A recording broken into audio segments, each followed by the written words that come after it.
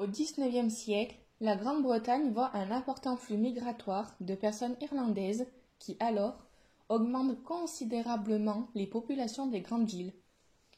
Dès 1882, les Juifs de l'Europe de l'Ouest et de la Russie tsariste fuient les massacres et pillages dont ils sont victimes et se réfugient donc dans les mêmes villes que les Irlandais. Le district de Whitechapel, dans l'East End, devient, de ce fait, de plus en plus surpeuplé. Ceci entraîne une dégradation des logements et des conditions de travail. La criminalité, telle que les vols, la violence et l'alcoolisme, deviennent choses banales. La classe économique étant pauvre, les femmes se prostituent afin de survivre et de nourrir leurs enfants. En octobre 1888, le Metropolitan Police Service estime que plus de 1200 femmes travaillent dans la prostitution. Les difficultés économiques rencontrées par les habitants provoquent des troubles sociaux. De nombreuses émeutes voient le jour et la police doit alors intervenir. La plupart des habitants de Whitechapel sont antisémites, criminels, nativistes, racistes, entre autres. De nombreuses femmes sont agressées, voire tuées, quasiment tous les jours. Cependant, seuls 11 meurtres commis de 1888 à 1891 font l'objet d'une enquête. Ces meurtres sont alors regroupés dans un dossier appelé Whitechapel Murders. Parmi ces derniers, les assassinats surnommés les 5 canoniques sont le fruit d'un seul et unique tueur. Les 5 meurtres canoniques sont commis par Jack l'Éventreur. Jack l'Éventreur, voici le surnom donné au tueur en série ayant sévi à Londres en 1888. Tout d'abord, il faut savoir que ce surnom vient du fait que le criminel, dont l'identité est encore inconnue à ce jour, a signé sa première lettre intitulée Dear Boss par Jack the Ripper. Dans cette lettre, il s'accuse des meurtres qui ont lieu à Londres récemment. Le tueur en série agresse et tue principalement des prostituées qui vivent dans les bas-fonds de Londres. Elles sont retrouvées mortes avec la gorge tranchée, des mutilations abdominales et faciales. Jack a extirpé les organes internes à 3 de ses victimes. Ceci conduit alors à l'hypothèse qu'il maîtrise des notions d'anatomie ou alors de chirurgie. L'hypothèse est renforcée lorsqu'un membre du Whitechapel Vigilance Committee reçoit, fin 1888, la lettre intitulée From Hell accompagnée de la moitié d'un rein ayant appartenu à l'une des victimes. Ces 5 victimes sont Mary Ann Nichols, Annie Chapman, Elizabeth Stride, Catherine O'Dowd et Mary Jane Kelly.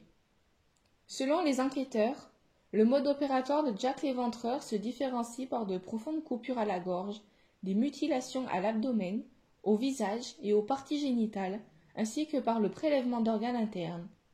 Sa première victime est Mary Ann Nichols.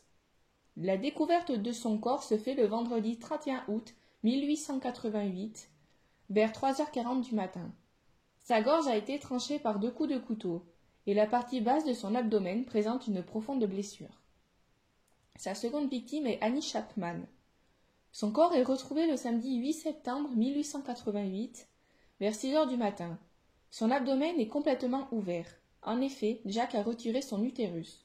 Pendant la quête, un témoin affirme avoir vu la femme vers 5h30 du matin, en compagnie d'un homme au teint foncé, dont l'apparence était à la fois distinguée et minable. Les 3e et 4e victimes sont Elizabeth Stride et Catherine Eddowes. Tout comme Nichols et Chapman, elles sont assassinées durant la nuit. Les 2 crimes se sont déroulés le dimanche 30 septembre 1888. Le corps de la première femme est découvert vers 1h du matin dans une cour. Sa gorge est tranchée et sa carotide gauche sectionnée. Cependant, contrairement aux 2 premières victimes, son abdomen ne contient aucune mutilation, comme si le tueur n'avait pas eu le temps de prélever un organe. Des témoins disent avoir vu Stride avec un homme peu avant sa mort. Néanmoins, leurs descriptions sont incohérentes. Certains disent qu'il avait bonne apparence, et d'autres disent le contraire. Certains affirment qu'il semble être un honnête homme, mais d'autres le qualifient de peu fréquentable. Le corps de Catherine Eddowes, quant à lui, est découvert dans la cité de Londres, 3/4 d'heure après la découverte du corps d'Elizabeth Stride. Sa gorge est en partie tranchée et son abdomen ouvert par une longue et profonde coupure. Le rein gauche et une grande partie de l'utérus ne sont plus là.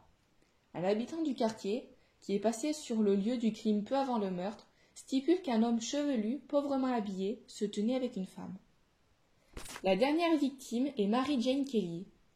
Son corps est retrouvé le 9 novembre à 10h45 dans sa chambre où elle vivait seule. Son corps est mutilé. Sa gorge est tranchée jusqu'à la colonne vertébrale et son abdomen presque entièrement éviscéré. Le meurtrier lui a retiré son cœur. Ces 5 meurtres ont été commis la nuit. La violence et les mutilations augmentent au fur et à mesure des victimes. Quelques années plus tard, des chercheurs et des policiers pensent que seulement 3 de ces crimes sont l'œuvre de Jack l'Éventreur et que les 2 autres sont commis par des faibles d'esprit qui tentaient d'imiter le célèbre criminel. Mary Jane Kelly serait la dernière victime de Jack l'Éventreur. Ce dernier a cessé de tuer soit à la suite de sa mort, soit de son emprisonnement, soit de son internement psychiatrique pour troubles mentaux, ou encore soit de son émigration. Cependant, les autorités de Whitechapel pensent que 4 autres meurtres après les 5 canoniques sont l'œuvre de Jack l'Éventreur. D'autres assassinats pourraient être liés à Jack, mais à l'époque, la police rejette toutes ces hypothèses. 2 femmes victimes d'agressions au couteau ayant survécu à cette époque seraient également des victimes du tueur en série. En ce qui concerne l'enquête, les policiers inspectent de nombreux logements de Whitechapel. Des objets susceptibles d'intéresser les médecins légistes sont recueillis afin d'être analysés. Suite à cela, une liste de suspects est établie. Plus de 2000 personnes y figurent et sont donc alors interrogées. De plus, la police passe au crible les faits et gestes de plus de 300 personnes et en emprisonne 80. L'enquête n'avance pas et les résultats sont inexistants. Les citoyens de Whitechapel décident alors de former le Whitechapel Vigilance Committee. Le but de ce comité est de patrouiller dans les rues afin de trouver des suspects ou alors des indices. Ils demandent au gouvernement de verser une récompense à toute personne dévoilant des renseignements susceptibles de mener au tueur et embauchent des détectives afin d'interroger des témoins indépendamment de la police. Le médecin légiste de la police, Thomas Bond, affirme que le meurtrier est un homme solitaire, sujet à des crises périodiques de manie meurtrière et érotique. De plus, il dit que les mutilations laissent penser qu'il souffre d'une hypersexualité.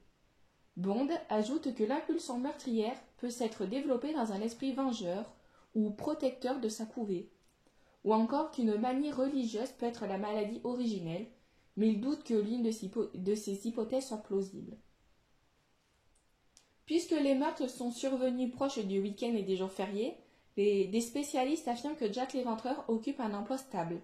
Et puisque les crimes sont commis à quelques rues les unes des autres, ils concluent qu'il habite à proximité.